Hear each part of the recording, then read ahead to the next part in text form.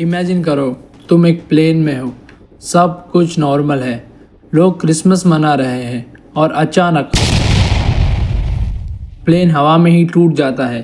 तुम 10,000 फीट यानी लगभग 3 किलोमीटर से नीचे गिर रहे हो, बिना किसी पैराशूट के, सिर्फ अपनी सीट से बंधे हुए। लोग कहते हैं कि इतनी हाइट से गिरने पर बचना नामुमकिन है, लेकिन 1971 में एक 17 साल की लड़की ने मौत को धोखा दिया। ये कहानी है जुलियाने कोकपैक की, वो लड़की जो आसमान से गिरी और जंगल ने उसे ज़िंदा रखा।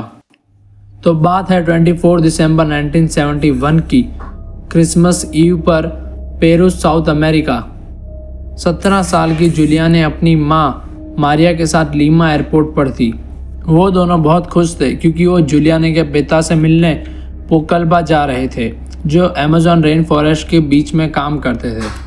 उन्होंने लांसा फ्लाइट 508 बुक की थी, लेकिन उन्हें नहीं पता था कि लांसा एयरलाइंस का रिकॉर्ड बहुत ख़राब था।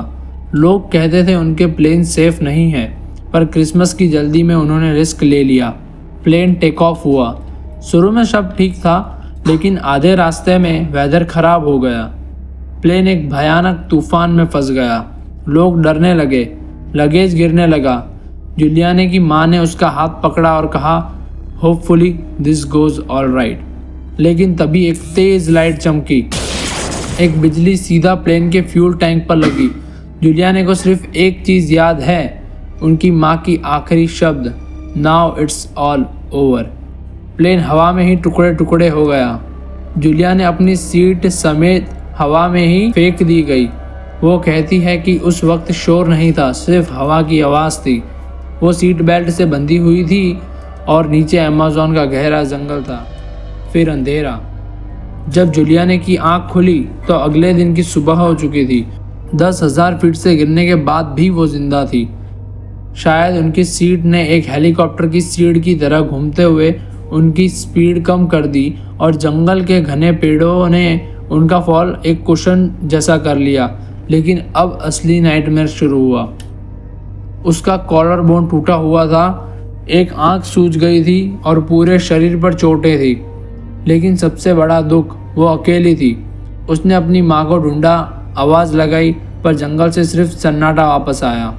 जुलियाने के पास खाना नहीं था, पानी नहीं था, और वो एक ऐसे खतरनाक अमेज़न के जंगल में थी जहाँ सांप, स्पाइडर और क्रोकोडाइल भरे पड़े थे। लेकिन जुलियाने कोई आम लड़की नहीं थी। उसके पेरेंट्स साइंटिस्ट थे। उसने अपने पिता की एक बात याद रखी, अगर जंगल में खो जाओ तो पानी ढूंढो। छोटी नदी बड़ी नदी से मिलेगी और बड़ी नदी तुम्हें इंसानों तक ले जाएगी। उसने पानी ढूंढा और वो चलने लगी। बर्दाश्त से बाहर गर्मी और उसका जख्मी हाथ अब सड़ने लगा था। जंगल की मक्खियों ने उसके हाथ के जख्म में अपने एक्स दे दिए थे। इमेजिन करो उस दर्द को जब तुम्हें पता हो कि तुम्हारे अंदर कीड़े चल रहे हैं। 4 दिन बीते, 8 दिन बीते, 10 दिन बीते। जुलियाने अब हेलुसिनेट करने लगी थी। उसे लगने लगा था कि वो मर जाएगी। मगर पानी के रास्ते चलते चलते 11th डे जुलियाने बिल्कुल हार चुकी थी। वो नदी किनारे लेटी हुई थी। तभी उसे कुछ दिखा, एक नाव। पहले उसे लगा ये उसका वहम है, लेकिन वो असली थी। वहाँ पास में एक छोटी सी हट थी। वहाँ कोई इंसान नहीं था, लेकिन वहाँ एक गैसोलीन का कैन रखा हुआ था। जुलियाने को याद आया कि उसके पिता ने एक बार एक कुत्ते के जख्म के कीड़े निकालने के लिए गैसोलीन यूज़ किया था। हिम्मत करके उसने वो पेट्रोल अपने खुले जख्म पर डाला। दर्द अनइमेजिनेबल था, लेकिन उसने अपने हाथ से 30 से ज़्यादा कीड़े बाहर निकाले। वो वहीं बेहोश होकर सो गई। अगले दिन सुबह उसे कुछ आवाज़ें सुनाई दी। कुछ लोकल लकड़हारे वहाँ आए। उन्होंने जब जुलियाने को देखा तो डर गए। उन्हें लगा कि कोई भूत है। गोरी चमड़ी, लाल आंखें, फटे हुए कपड़े। लेकिन जब जुलियाने ने स्पेनिश में कहा, I am girl who was in the lancha crash, my name is Juliane, तो वो समझ गए। वो मिरेकल को देखते रह गए। उन्होंने उसे खाना दिया और बोट से शहर ले गए।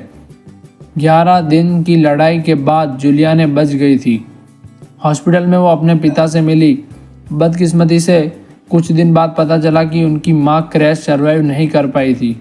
उस फ्लाइट में 91 लोग थे और सिर्फ एक बची, जुलियाने। आज जुलियन एक सक्सेसफुल साइंटिस्ट है, बिल्कुल अपने पेरेंट्स की तरह। उन्होंने उसी जंगल को स्टडी किया जिसने उन्हें पहले डराया और फिर बचाया।